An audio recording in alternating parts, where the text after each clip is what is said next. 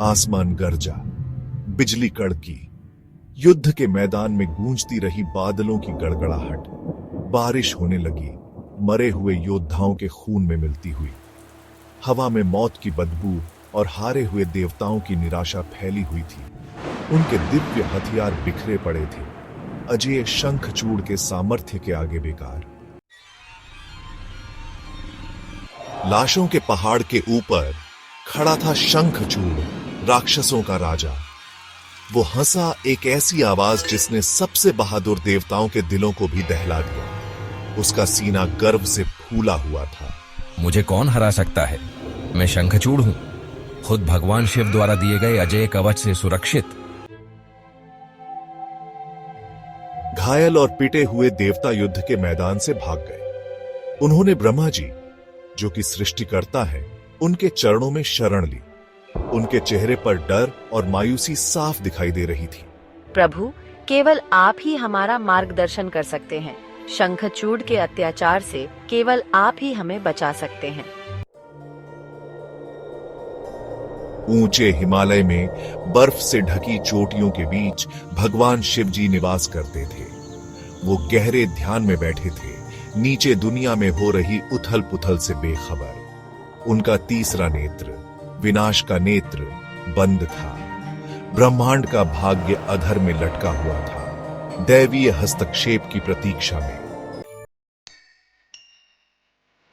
ब्रह्मा जी भगवान शिव के सामने प्रकट हुए। उन्होंने नीचे झुककर प्रणाम किया। उनकी आवाज में सम्मान और आग्रह था। ब्रह्मा जी ने भगवान शिव के सामने अपनी चिंता व्यक्त की। उन्होंने कहा, हे महादेव, ब्रह्मांड में एक बड़ी समस्या उत्पन्न हो गई है। भगवान शिव, ब्रह्मांड खतरे में है। शंखचूड़ अपने अहंकार और आपके वरदान से प्रेरित होकर उत्पात मचा रहा है। वह अपने शक्ति और अहंकार के कारण देवताओं और मनुष्यों को परेशान कर रहा है। उसकी शक्ति इतनी बढ़ गई है कि अब उसे रोकना आवश्यक हो गया है। भगवान शिव ने अपनी आंखें खोली, शांत लेकिन शक्तिशाली। उनकी दृष्टि में एक अद्भुत शांति और शक्ति थी। उन्होंने ब्रह्मा जी की बातों को ध्यान से सुना और फिर गहरी सोच में डूब गए। कुछ क्षणों के बाद उन्होंने अपनी आंखें खोली और एक निर्णय लिया। मेरे बेटे कार्तिकेय के पास जाओ, वो जानता होगा कि क्या करना है। कार्तिकेय, जो देवताओं के सेनापति हैं, उनके पास अद्वितीय शक्ति और साहस है। वह शंखचूड़ का सामना करने और उसे पराजित करने में सक्षम होगा। ब्रह्मा जी ने भगवान शिव के आदेश को सुना और तुरंत कार्तिकेय के पास जाने का निर्णय लिया।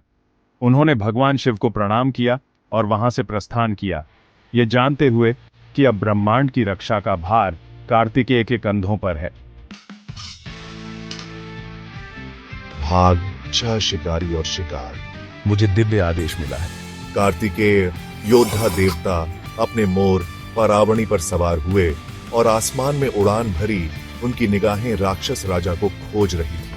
वहां मैंने शंखचूड़ को उसकी जीत का जश्न मनाते हुए पाया।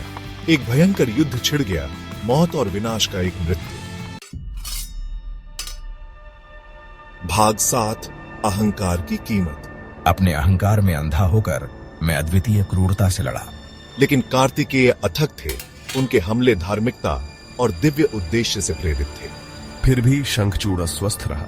कार्तिकेय के हमले अदृश्य कवच भगवान शिव के वरदान से बच गए। भाग 8, शंखचूड़ का पतन।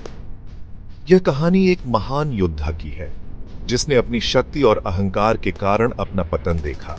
युद्ध को देखते हुए मैंने हस्तक्षेप करने का फैसला किया। यह युद्ध केवल भौतिक नहीं था, बल्कि आत्मिक भी था। मैंने देखा कि शंखचूड़ की सेना धीरे धीरे हार रही थी और उसकी शक्ति कम हो रही थी। भगवान शिव ने एक विचार प्रकट किया। हवा में एक फुसफुसाहट मात्र। यह संकेत था कि समय आ गया है कि शंखचूड़ को उसकी गलतियों का एहसास कराया जाए। शिव का संदेश स्पष्ट था, अहंकार का अंत निश्चित है। कोई भी कवच पहनने वाले की विनम्रता से अधिक मजबूत नहीं होता है। यह संदेश शंखचूड़ के लिए था, जो अपने अहंकार में डूबा हुआ था। उसे यह समझना था कि सच्ची शक्ति विनम्रता में है, न कि अहंकार में। शंखचूड़ यह सुनकर संदेह से भर गया। उसका अहंकार डगमगा गया। वह जानता था कि उसकी शक्ति अब कमजोर हो चुकी है। उसकी आंखों में डर और असमंजस साफ झलक रहा था।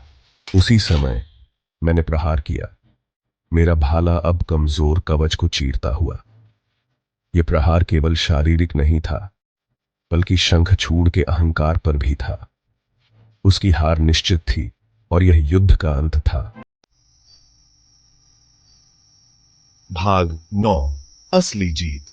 यह कहानी एक महान युद्ध के अंत की है, जहां अच्छाई ने बुराई पर विजय प्राप्त की। शंखचूड़ गिर गया, उसका आतंक का शासन आखिरकार खत्म हो गया। युद्ध के मैदान में अब केवल शांति और सन्नाटा था। टूटी हुई हथियारें और बिखरे हुए कवच इस भीषण संघर्ष की गवाही दे रहे थे। जैसे ही उसने अपनी आखिरी सांस ली, उसे अपने अहंकार की मूर्खता समझ में आई। उसे एहसास हुआ कि उसकी शक्ति और क्रूरता ने उसे केवल विनाश और पराजय की ओर ही धकेला था। डूबते सूरज की किरणों में उसने अपनी गलतियों को स्वीकार किया। देवता आनंदित हुए, परंतु मैं विनम्र बना रहा, यह जानते हुए कि यह भगवान शिव की बुद्धिमानी थी जिसने हमारी विजय सुनिश्चित की थी। देवताओं की सभा में सभी ने भगवान शिव की महिमा का गुणगान किया। मैं, एक साधारण योद्धा, उनके सामने नतमस्तक हुआ, यह समझते हुए कि असली जीत अहंकार को त्यागने में है।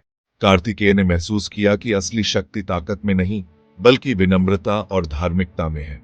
ध्यान की गहराई में उसने देखा कि सच्ची शक्ति आत्मज्ञान और ईश्वर की भक्ति में है। शांतिपूर्ण वन के बीच दिव्य प्रकाश ने उसे यह सिखाया कि असली विजय आत्मा की शुद्धता और सच्चाई में है। इस प्रकार कार्तिकेय ने अपने जीवन का नया मार्ग चुना, जो उसे सच्ची शांति और संतोष की ओर ले गया।